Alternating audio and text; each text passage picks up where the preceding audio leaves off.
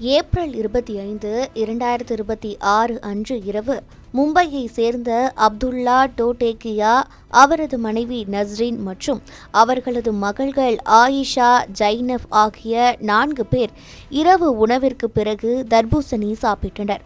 தர்பூசணி சாப்பிட்ட சில மணி நேரங்களிலேயே, அதாவது ஏப்ரல் 26 அதிகாலை 5:30 முதல் 6 மணிக்குள் 4 பேருக்கும் வாந்தி மற்றும் வயிற்றுப்போக்கு போன்ற கடுமையான உடல்நலக்குறைவு ஏற்பட்டது.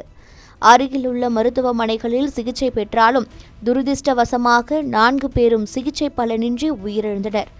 ஆனால் அன்று இரவு அவர்களுடன் சேர்ந்து விருந்து உண்ட மற்ற உறவினர்களுக்கு எந்த பாதிப்பும் ஏற்படவில்லை.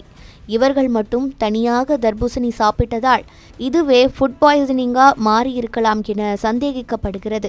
தற்போது இதுகுறித்து காவல்துறையினர் வழக்கு பதிவு செய்து தடவியல் மற்றும் பிரேத பரிசோதனை அறிக்கைகளுக்காக காத்திருக்கின்றனர். மருத்துவர்கள் வெறும் தர்பூசணியால் மட்டும் 4 பேர் இவ்வளவு விரைவாக உயிரிழப்பது சந்தேகத்திற்குரியது என்றும், இதில் வேறு ஏதேனும் நச்சுத்தன்மை கலந்திருக்க வாய்ப்புள்ளதா என்றும் விசாரணை நடத்தி வருகின்றனர்.